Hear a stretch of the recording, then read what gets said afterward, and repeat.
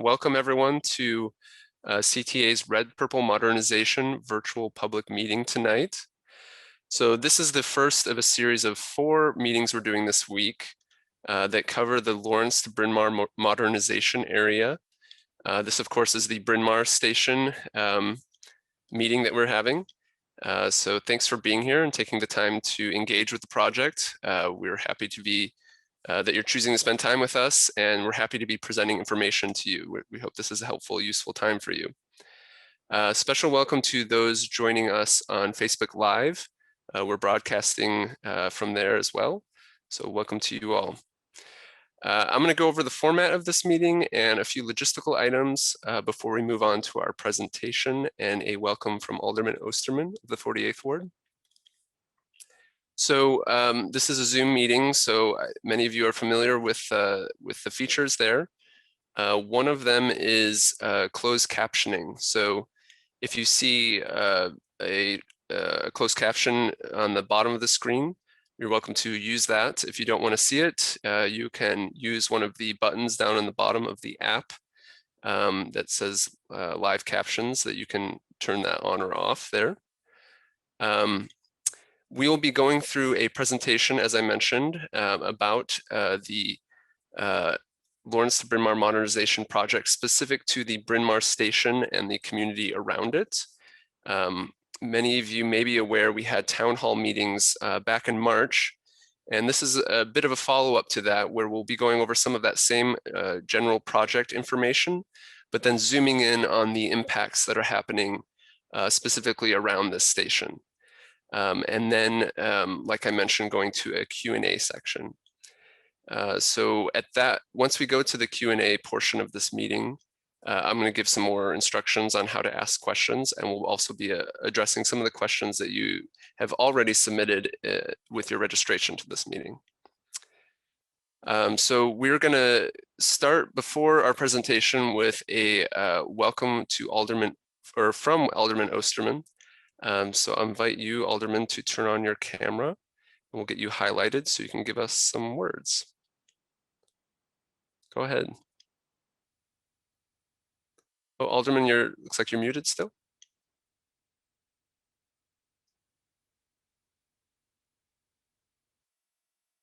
Still seeing a mute. Oh, almost. There we go. Only 1 year into Zoom, and I'm getting it right. I want to thank everyone for joining us tonight to talk about the beginning of this massive project that I think collectively the CTA and all of us have been working on for over a decade to get the funding. Today's May 3rd, May 16th, Berwyn and Lawrence close as a station for the projects, and the project will begin. This is probably the 30 or 40th meeting that we've had. There will be 30 or 40 more throughout the project. This is a transformative project for our community and for those that take public transportation. These stations will be renovated after 100 years. And it's a significant, huge project. Like every construction project, there will be challenges. We are going to get through those challenges and persevere together as a community through a great deal of communication. You're going to hear about Bryn Mawr tonight. There will be further meetings later this week. The CTA will have staff in an office that will be here throughout the project. So there's plenty of opportunity to get feedback, but I think we're going to get through this project together. The one thing I would ask you to do is there'll be impacts on our business community. Please, please, please buy local, spend your money locally to help them out through this project, and get a vaccination.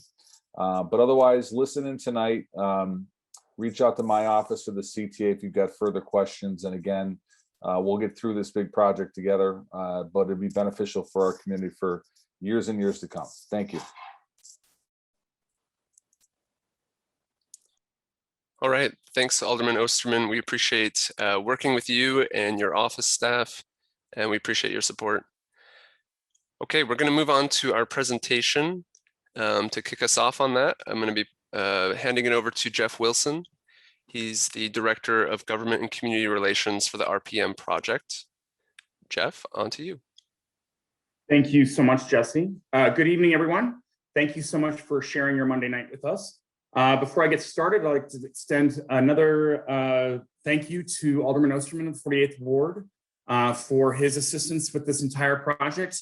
And I'd also like to extend that gratitude towards his entire staff who have been with us from jump on this thing, and we could not be doing the engagement and listening to the community and all the things necessary in order to build this transformative project without his staff. So Ali, Dan, everybody there, thank you so much. I appreciate you. So as Jesse and the Alderman said, we're going to talk tonight specifically about BRYN MAWR Station. However, what we'd like to do is talk to you about what that means with regards to the May 16th beginning of what we affectionately call Stage A. Stage A is the process in which this entire Lawrence to BRYN MAWR modernization project is beginning. So with that, what we'd like to do is talk to you about what BRYN MAWR is going to bring into the 21st century when we're done in 2024. It's going to be a modern, fully accessible station that has elevators, escalators, and it's going to be lit and safe and secure. And we're so excited to start. The 100-year-old structure, as the Alderman mentioned, is something that we have been planning and working on trying to get started for well more than a decade. And we're just all excited that this is actually where the rubber meets the road. So with that, next slide, please, Jesse. Thank you. Here, you can see this picture of the current BRYN MAWR station. What a dump. Next slide, please. I can hear the oohs and ahs as they're coming through the audio right now. This is a rendering of the BRYN MAWR station house. This station house is what it's going to look like at the end of 2024. There will be both elevator and escalator access here. This is the main station house. You can see the terracotta. You can also get a glimpse of where we take out the columns that are in the middle of the street, providing more light and visibility into the station itself. This adds a definite additional dimension to the safety and security of the new station. Also, you can see that the above the track is it's vaulted, so it gives more height to the station, allowing for clearance, which allows us to take those columns that are currently in the middle of the street out. And then there's going to be the new station wayfinding and signage that'll be put into the station. And on the left-hand side of the screen, you can see the beginnings of the additional bike station that we're going to have there. Next slide, please. This is a picture of one of the auxiliary entrances and exits at BRYN MAWR. This is looking north to the auxiliary entrance. This, as you can see, is also well lit with new station signage and wayfinding. In addition, you can see the bike parking that we have there too. Every entrance and auxiliary entrance will have this bike parking. Next slide, please. And now what you can see is the Hollywood auxiliary entrance or exit station house. As you can see here, we have the elevator in the background at Hollywood and the additional bike parking. Next slide, please. What I'd like to do right now is take a moment to talk about the time frame and the project timeline for the Stage A process. As you can see, we are finishing up on that pre-stage work. A lot of the pre-stage work, as you well know, as you've seen, as you've been out and about in the community, is getting rid of the utility, doing the utility relocation work in order to prep for Stage A. Stage A, as everybody has been saying, is going to start on May 16th. And on May 16th, you're going to be beginning to see the construction happening. You're going to see a lot more staging, and that's when we're going to start closing Lawrence and Berwyn and providing auxiliary entrances and exits for Argyle and BRYN MAWR. Next slide, please. Specifically on this slide, you're going to see the Stage A process is on the east half of the tracks, or what we call also the northbound tracks. This is where the construction is going to be. What we're going to do is we're going to put a barrier in between the tracks that separate southbound tracks and northbound tracks. Northbound tracks are stage A, southbound tracks are stage B. So during the stage A process, when we start doing the demolition, tracks, and systems signaling, we're going to be doing the tracks going southbound will be running on the western side of the embankment. That is where we also are going to have the train stopping at BRYN MAWR and Argyle. We will be doing stage B process later at the end of 2022.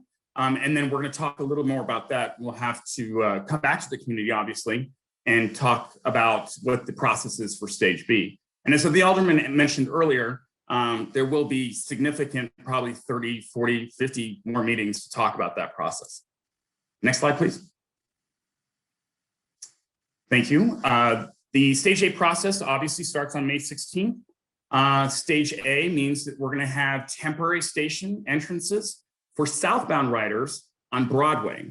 So the southbound entrance, if you're going southbound to the loop, that entrance is going to be on Broadway. If you're going northbound, you would be at the same, basically a couple feet west of the current BRYN MAWR station right now. The new BRYN MAWR station, as I mentioned earlier, is going to open by the end of 2024. Next slide, please.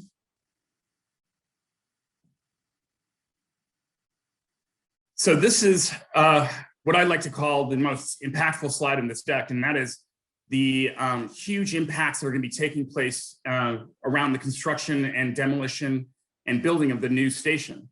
As the alderman has always said, the impacts are going to be big, but the results are going to be huge. And that means with the new infrastructure that we're going to be putting in, the entire Lawrence to BRYN MAWR stations will be accessible to everybody. And that's a huge commitment that the CTA, Alderman Osterman, Mayor Lightfoot, and the president of the CTA, Dorval Carter, have made to make stations accessible to everybody in the city of Chicago. As you can see in the slide, the first part of that will be the demolishing of the 100-year-old structure. And we need to do that in order to start putting in the foundation and track work to build the new structure. Next slide, please. That process of demolishing the track and the embankment for that, like I said earlier, the east side is a lot. There's going to be a lot of truck traffic, a lot of equipment. And in order to do that, once they start the demolition process, they're going to build access ramps at every intersection up to the CTA right-of-way, excuse me. This allows for Walsh Floor and its subcontractors to access the right-of-way with the least amount of impacts to the community and surrounding streets. And we're going to talk more about those impacts later in this presentation. Next slide, please. Here we have a look at one of the equipment that's going to be doing the foundation for the new track. This is part of the stage A process, and this is going to be happening May 16th through the end of 2022. And that's when we flip to that stage B that we're going to be talking about in the future. This is equipment that provides the column construction and basically the foundation for the new structure as we move forward. Most of this foundation work is going to begin at Ardmore in late fall 2021 and then go through winter 2022. Next slide, please. The gantry. Here you have an image of the gantry.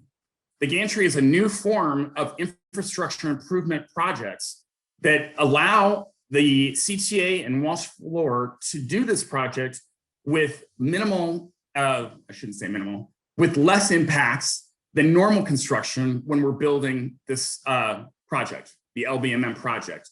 And we're going to have many meetings about what the gantry is in the future and how it's going to affect people that live around the gantry. But the gantry itself is about a football field long, and it allows the contractor to bring up the segments of the new structure and then string them together and start building the new track foundation, as you can see in this picture. And as I said, we are going to have meetings in the near future, probably in June, with regards to specifically how the gantry is going to be installed and how that's going to affect everybody living around it. Next slide, please. So The impacts and mitigations is what everybody wants to hear about and what we're doing to make sure that the least amount of impacts are going to be hitting the neighborhood, and what kind of mitigation efforts we're going to be doing to move forward with that. And I'd like at this point to introduce my friend and colleague, the Director of Communications for the CTA and the Red Purple Modernization Project. It's Tammy Chase. Tammy? Thanks, Jeff. Appreciate that. Jeff did a great job of covering all of the different types of construction activities, and it is a lot to absorb. So what I'm going to do now is take you through the impacts of this project on the community, on service, as well as the things that both the contractor and we are doing to do as much as we can lessen the impacts on, again, both community and on service. So the impacts of this project are largely what you would expect with a major construction project. There will be noise and vibration. There will be street closures. There will be alley closures, and particularly on the west side of Winthrop, next to our tracks. We will have a lot of truck traffic, a lot of equipment coming in and out of the community. There will be some dust. We will also have occasional traffic lane and sidewalk closures associated with this work. So some of the mitigations that our contractor is doing to, again, lessen the impact on the community as much as we can, including one of it is keeping the area clean. So street sweeping will be performed to keep the streets clean. The contractor will seek to do the noisiest activities during the daytime hours as much as possible. There are also noise mitigation tools that the contractor will use as able. Those tools include things like noise blankets and sound barriers. They can muffle or lessen the sound that the community hears. Dust mitigation is an important one as well. With the use of water, we'll keep the streets and the area as clean as possible. And of course, we will have consistent rodent abatement as well. Next slide, please. So turning to impacts on alleys, these are pretty significant for this project because we do have garages and alleys right up against our tracks. So with this work, there will be rolling alley closures behind Winthrop Avenue and on several cross streets, which will, of course, will create significant impacts to accessing garages and parking spots. And we'll talk more about that in a moment. During construction, the contractor will make sure that all garbage and recycling pickup continues without interruption. So let's turn to the type of alley closures that there will be. There will be daily alley closures. Those are typically defined as usually 7 a.m. to 5 to 7 p.m.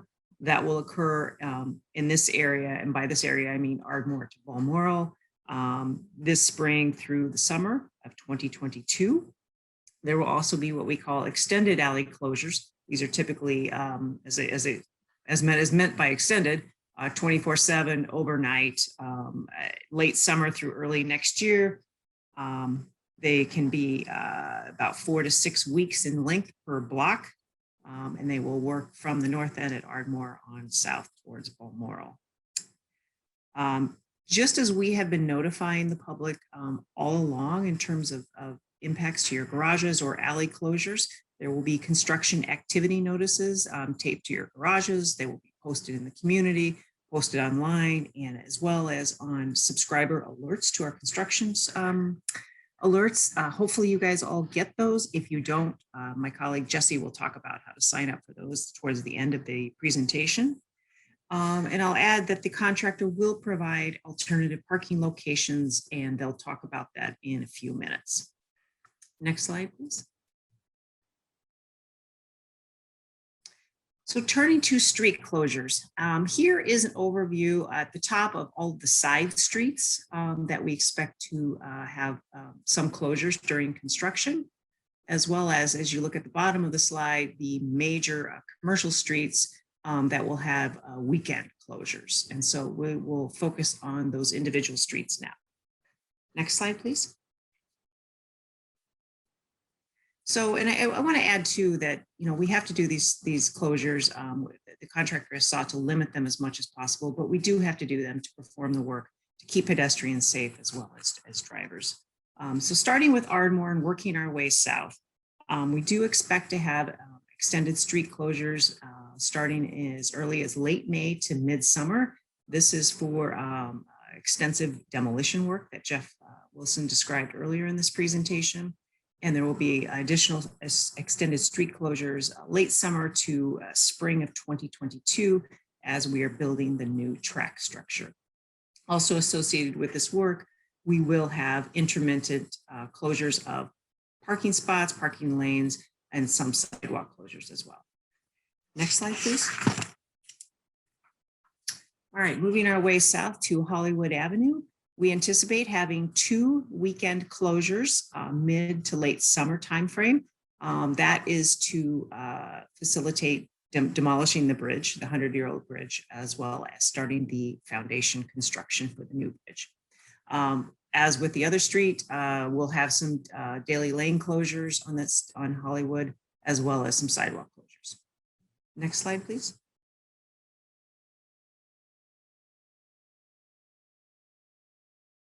All right, turning to BRYN MAWR. Like Hollywood, we'll have 2 weekend only street closures anticipated mid to late summer of 2021. Same type of work, demolition and so forth.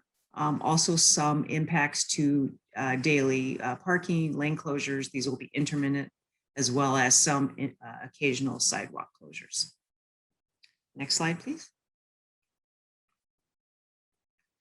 Turning to Catalpa Avenue, we will also have extended street closures, expected to be mid to late summer, and as well as some parking lane closures, occasional ones, as well as some occasional sidewalk closures. And again, these are to facilitate the work as well as protect safety of our pedestrians and drivers as they're navigating the area. Next slide, please. And finally, for Balmoral, we do expect extended street closures starting in early June to late summer for that demolition work, and some long-term extended closure in early 2022 for the new track construction. Similar impacts to parking lanes and sidewalks, as well as the other streets that we've covered. Next slide, please. So let's talk about parking. That's a big issue for this community. I'm going to turn this now over to my colleague, Marcy Jensen from Walsh Fleur to cover this issue. Go ahead, Marcy. Thank you, Tammy. I'm Marcy Jensen, Community Outreach for Walsh Fleur. Stage 8 construction will intermittently block parking for residents on the west side of Winthrop from Leland to Thorndale. Residents who park in garages or parking spaces along the tracks. Walsh Fleur is providing alternate parking during these interruptions. The locations of our alternate parking lots are pictured on this slide. Some alleys will be closed on a daily basis from 7 a.m. to 5 p.m. and residents will have access to their own parking at the end of the workday. Residents can even have access to their parking intermittently when there is small equipment in the alley that can get out of the way.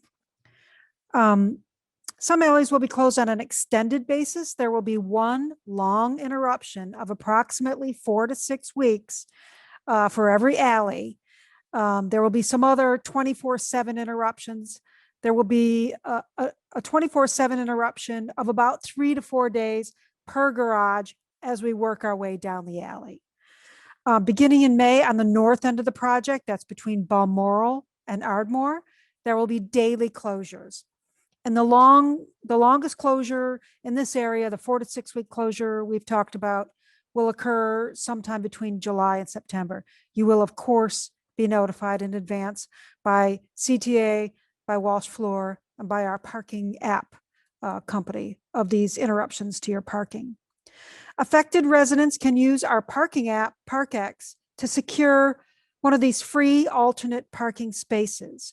If you are an affected resident and you haven't already contacted me, contact me for information about how to sign up for the parking app for access to alternative parking. Thank you, Tammy.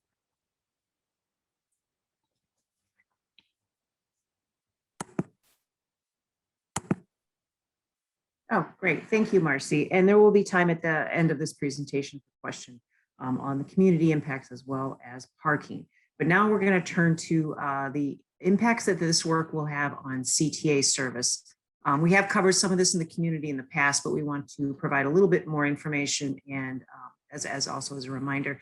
One of the things I do want to remind folks is that, you know, from the outset, CTA made a commitment to providing red and purple line service throughout construction, and we're proud to be able to meet that commitment. And now we will talk about how we're going to do that. So in terms of the BRYN MAWR station, starting on May 16th, as we have announced, you will be able to access the red line at BRYN MAWR, but you will do so using 2 temporary station entrances. Southbound passengers will board via a new bright red building, as you can see in the picture, Broadway, just north of BRYN MAWR Avenue, and northbound passengers will board Howard-bound trains via the existing BRYN MAWR station entrance where you're normally board.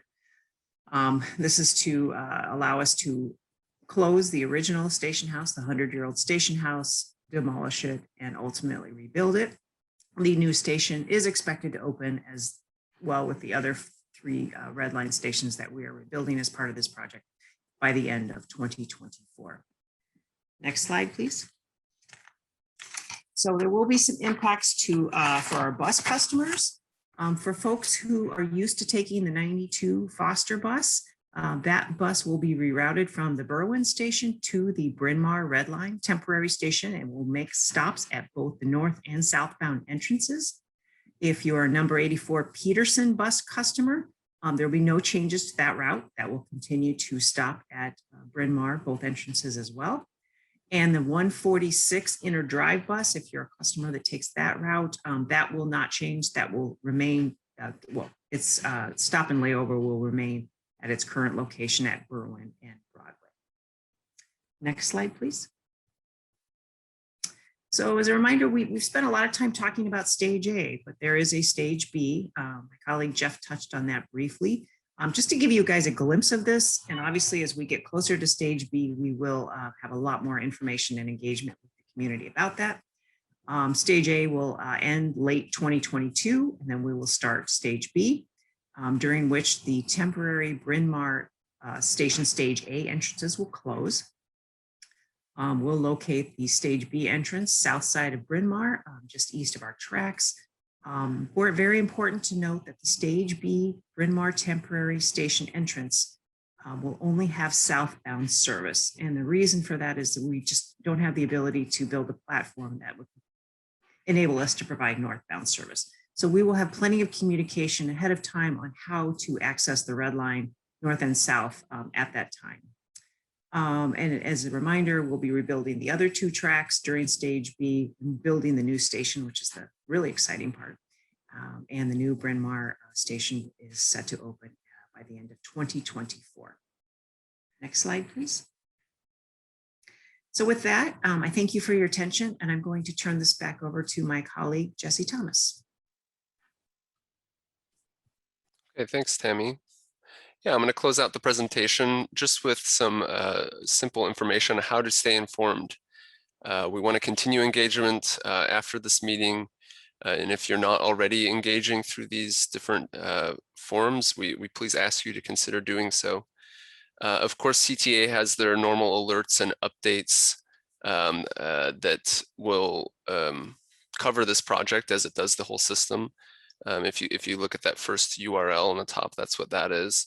We have our own RPM specific website as well, and an RPM email. We're a real live person, checks the email every day, and we do our best to get answers back that are submitted to that email.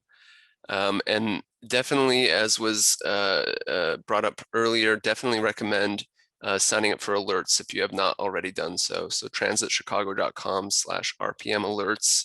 You're able to customize what information geographically you would like to receive. So if it is BRYN MAWR station that you are used to using or live close or work by, you can select that and you will get alerts for this project pertaining to that location and whatever other locations you would like to sign up for.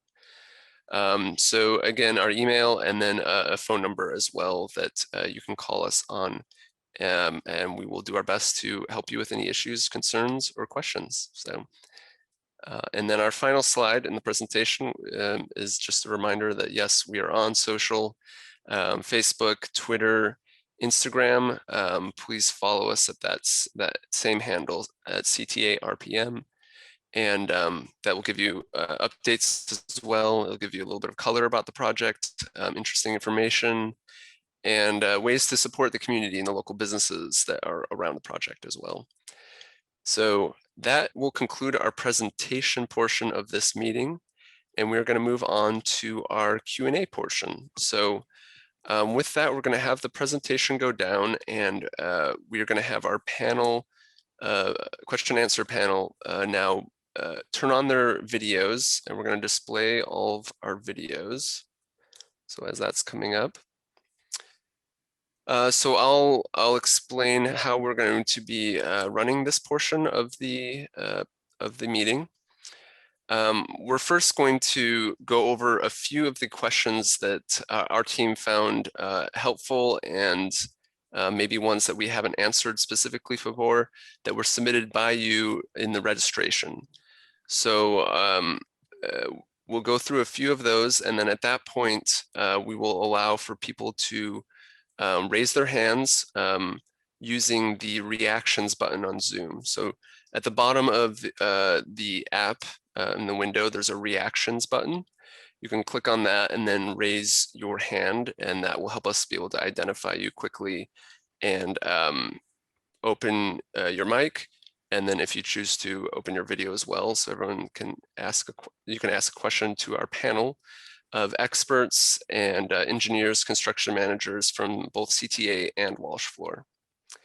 So I'm seeing everybody come on. Welcome to the panel. For the panel members, I'll ask that the first time you speak, just introduce yourself so we know who you are.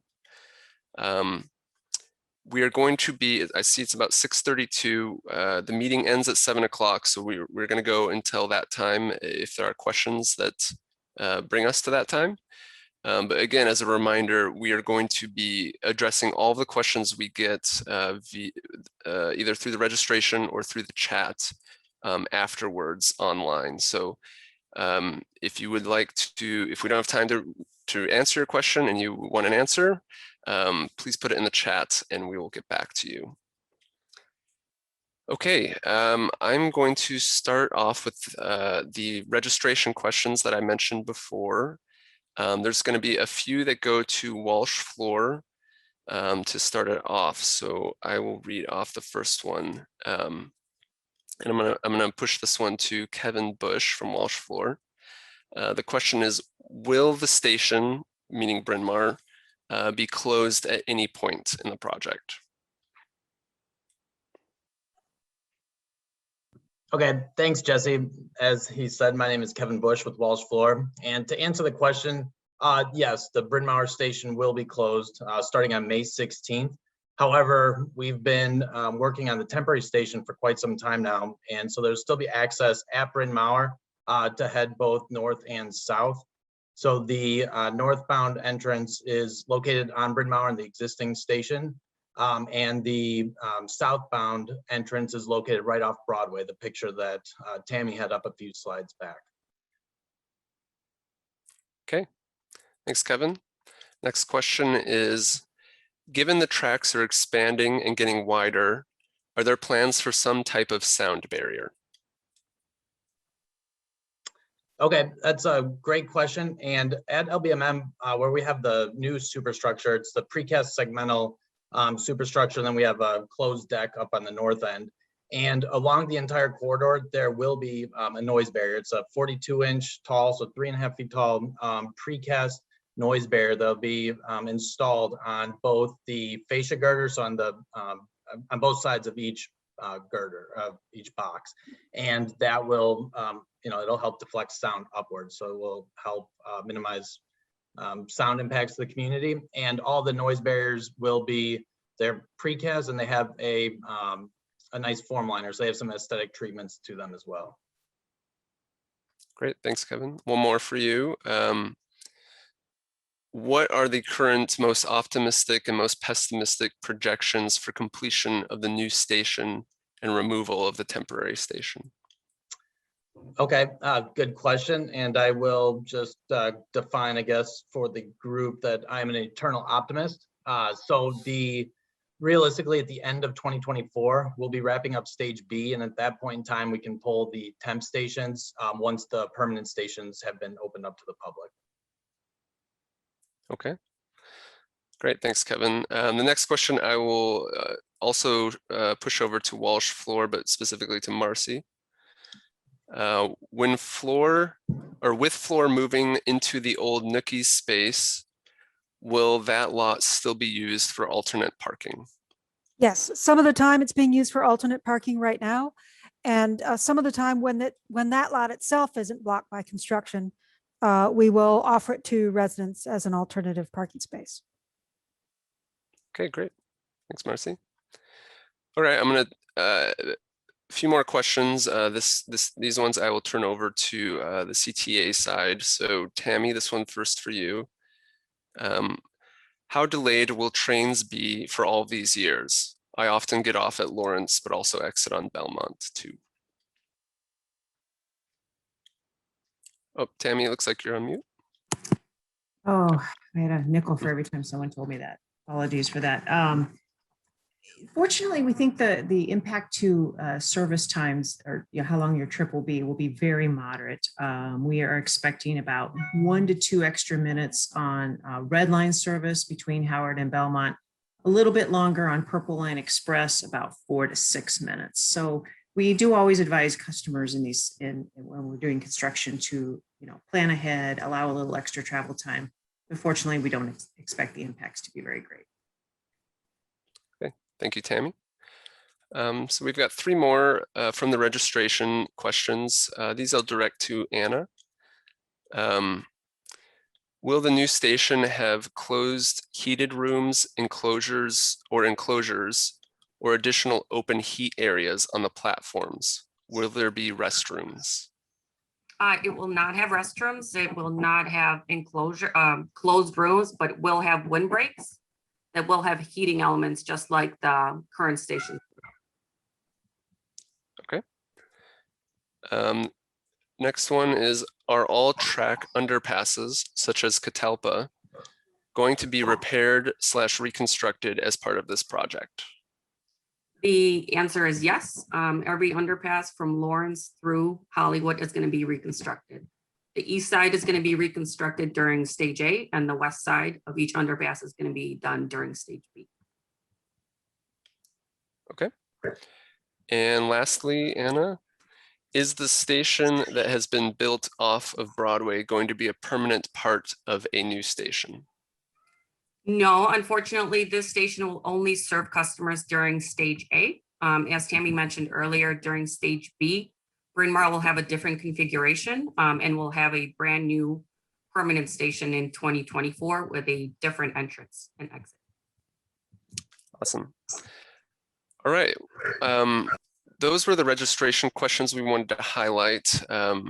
And if we didn't get to yours, feel free to ask it now, or like I mentioned, we will be getting to all of them online after this meeting date. So I'm going to now be looking at the people who raise hands via the Zoom reactions. So I see the first one that went up, it's from Mitch Polgard. Looks like you have your video up. I will ask you to unmute.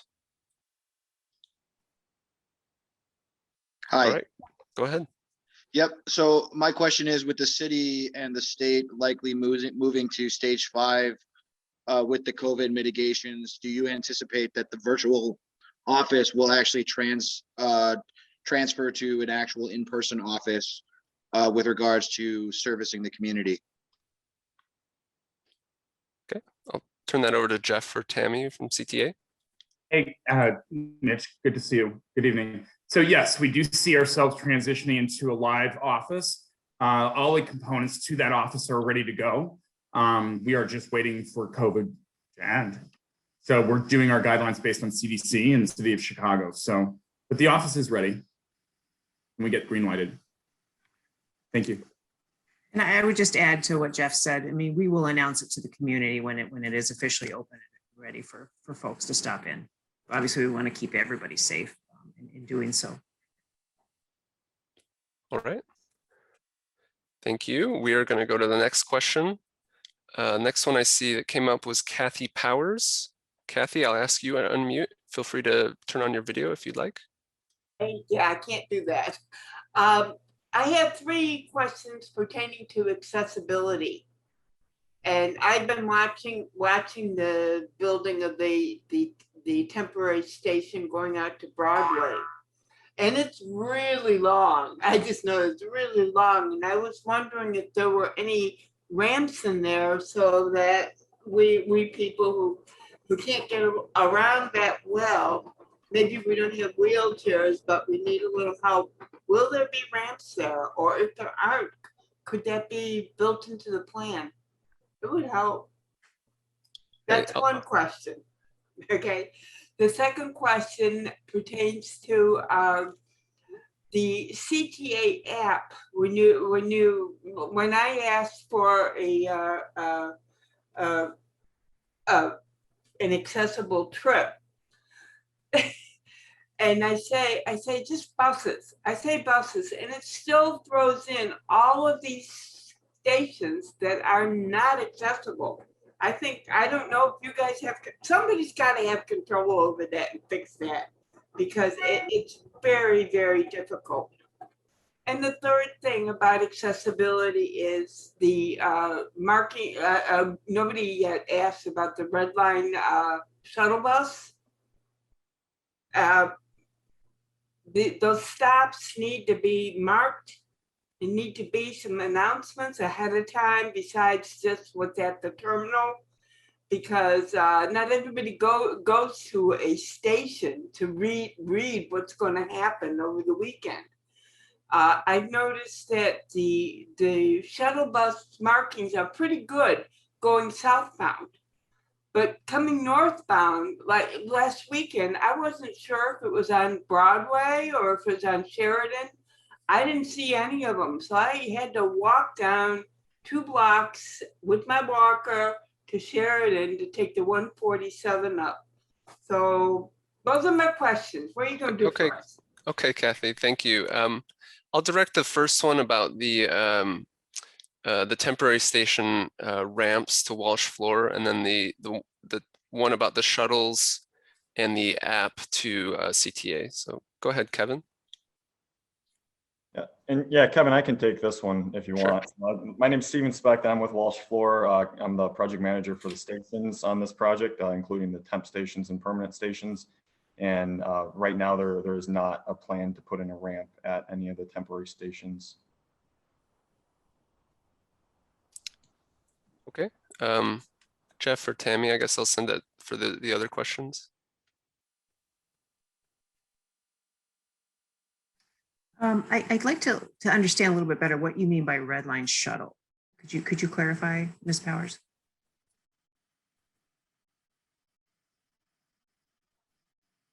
When the stations are closed, there are buses that run from like station to station. It doesn't stop in between where the stations are, and actually they're free. It's a okay. I know what you're talking about. I'm sorry. What I'm talking about now. That's yeah. So well, and they're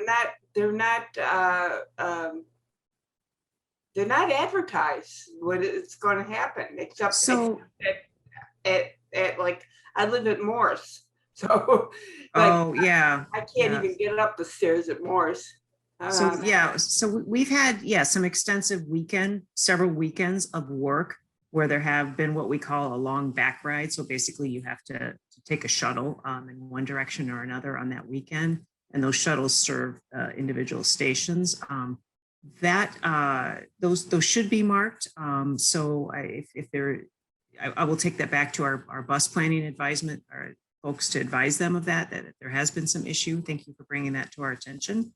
I will say when we start stage A construction, we won't have bus shuttles. We will have the stations that we described, the ones that will have temporary station entrances, the ones that will be closed, and all of those will be connected by the number 36 Broadway bus. So at this time, there's no plan to have additional shuttles because the Broadway bus does connect all of those stations, as well as will there be more buses put on the line to accommodate the extra traffic? So not at this time, because right now the service that we have out there, we believe is adequate. However, this is something that CTA does across the entire bus system. We monitor this, we watch ridership patterns. If we see something, a big jump in ridership on the 36, we would add bus service at that time. So at this time, no, but we're watching very carefully, trying to gauge where riders go and how their patterns shift. Let me tell you that the 36 Broadway bus, which is my bus, I'm the Broadway girl, it's crowded all the time. All the time. I get on at Magnolia and Devon, and it just starts out, and by the time we get to Loyola, it gets packed. It gets absolutely packed, and during COVID, it's very dangerous. And I report it every chance I get. I get so real tired of getting my emails, but not everybody's doing that. So you need more Broadway buses, you need more Clark Street buses, and you need more 151 buses. I'm telling you. Kathy, Kathy, we're just gonna answer, just so we have time for other questions. The final question you had asked about the app, did someone from CTA able to answer that question real quickly? What is the question about the app? It's okay. She had concerns about the app directing her to not accessible locations or stations. Okay, so we are in the process of putting that information into Google Transit, the feed that ultimately provides information to the transit apps that you and others use. We will make sure that all that information is up to date. I think that's in process of being done right now. So by the time we start stage A on May 16th, that will be current. So you will be directed to an accessible station. Okay. In the meantime, I will pass along the other information that you've shared with us to our bus service planning folks tomorrow. Thank you for that. All right, thank you, Kathy. Please follow up if you have any other additional questions or follow-ups. Mm-hmm. I see 3 hands are up, but the first one that came up I saw was Pam Murphy. I'm going to ask you to unmute. Okay, thanks a lot. Yeah, I have a couple just comments to make. I'm assuming that there's going to be no elevator. Pam, we're trying to keep this into questions. So if there's a question you can have we can take your question. Okay, if I'm traveling northbound from the loop and I'm getting off at BRYN MAWR, what do I expect as far as getting off and exiting? Okay. I can take that one. It will be quite similar to what you do today. Platform. You'll exit down the stairs and onto BRYN MAWR Avenue. So it'll be very similar to what you experience now. Just to add to what Kathy said, my first thought when I heard all of this was, I'm going to be taking the 147 bus a lot more. That's all I have. Thank you. Sure. Okay. Thank you, Pam. All right. Next one is Shannon Holmes. I'm going to ask you to unmute. You're welcome to ask your question. Hi, guys. I live over in the 5800 block, North Winthrop. I'm curious to know, are you guys replacing the tracks from Thorndale through to Ardmore? And are you going to be placing the gantry up there? And is that concrete going to be coming down and being replaced? Is that what you, at what portion or what location are you talking about concrete being replaced? The concrete between Thorndale Station through to Ardmore. Okay. You're talking a lot about Ardmore, but we're still getting our alley blocked in the, north of that. Gotcha. I'll send that over to Walsh Floor to answer that question. Sure. Sure. Good question, Shannon. So we stopped with the removing the embankment north of Ardmore about 180 feet north of Ardmore, and we will take out the embankment all the way up there, and then we're going to be replacing the existing ballasted track with the new closed deck bridge. So everything over Ardmore will come down, and then, like I said, about 180 feet north of Ardmore is where the final abutment and tie into the existing track will occur. And then the gantry to your point, will be erected. It will start off at Ardmore. There's a transition in between two different bridge types right there at the south side of Ardmore. But that is where we are going to be assembling the LG, as we call it, the gantry. And then it's going to start moving south down the alignment until it gets all the way to the very south end. Okay, so how is that going to affect and impact our alleyway? The alley between Winthrop and the existing embankment in that region south of Ardmore will be impacted significantly, as we've stated earlier in the presentation, when we're actually doing the demolition and taking out all the existing embankment. And then when we're drilling the shafts, because our equipment will really occupy a lot of the alley there. When we get into the superstructure, when we're actually building with the gantry, the closures will actually be reduced. We'll be limiting access while the equipment is directly over somebody's, over a section of the alley.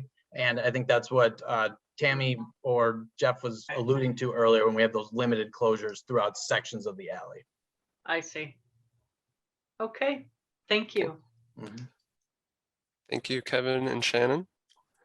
I see another hand raised. If we're coming closer to 7, but we may have time for a couple more after this question. But I'm going to turn it to Jesus Mendez. I'll ask you to unmute, and you're welcome to ask your question. Yeah, how you doing? My question is, from a worker standpoint, I have put in for it and all, and I was just wondering, how would we be finding out about when we would be starting the whole project? I came in a little late, and I do apologize, but that's my main question is, when will we be starting, and how would we find out if we are a part of the project from a union member's standpoint? Okay, I'll turn it to someone in CT, I guess, about the start of the project and then a union involvement.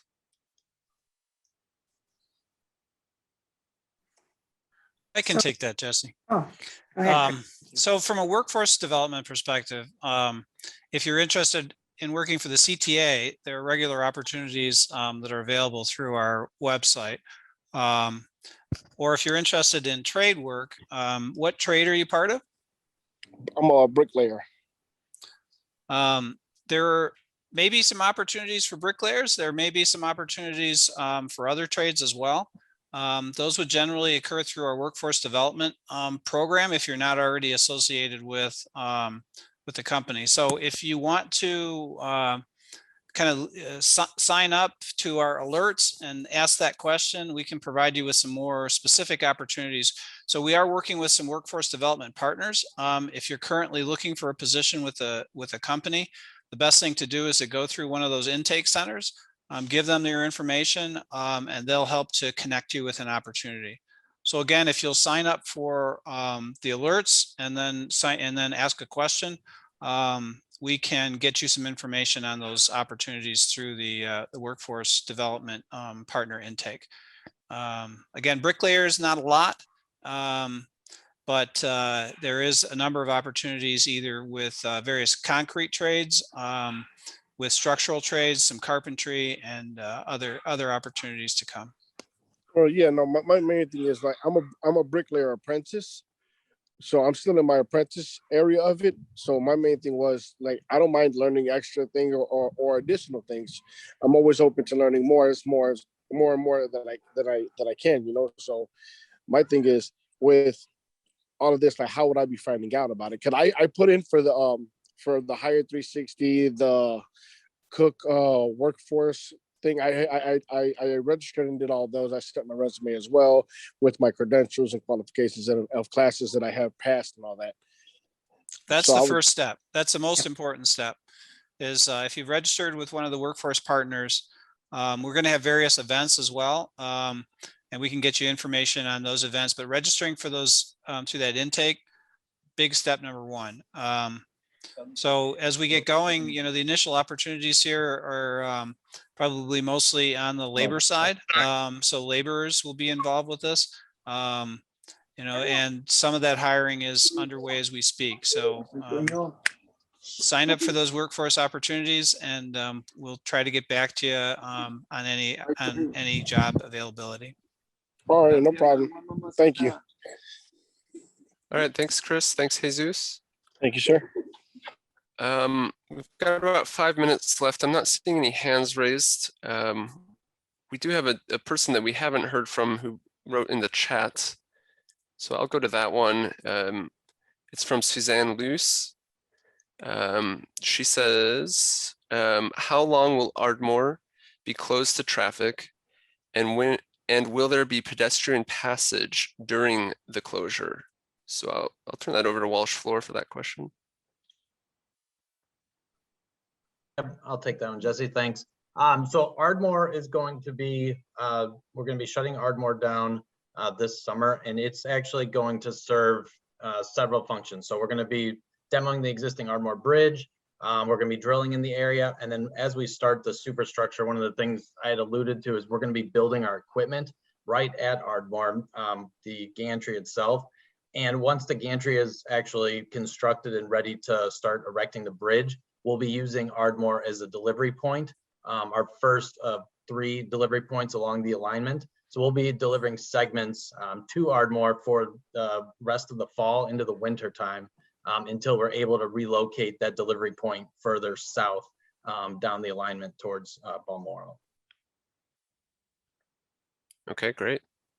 And then, you know what, I apologize, I didn't answer the aspect with the pedestrians, but typically, yes, there will be pedestrian access. You know, certain operations won't allow it, but typically there will be pedestrian access underneath the existing overpass. Great. Thanks, Kevin. Well, we're approaching 7 o'clock. I see no hands raised and no additional questions in the chat from someone we didn't hear from already. So once again, the registration questions and ones in the chat we will post online afterwards. But I'm seeing some thank yous from the chat. So we return the thanks and thank you for being engaged and for being a part of this, this meeting and learning about our project.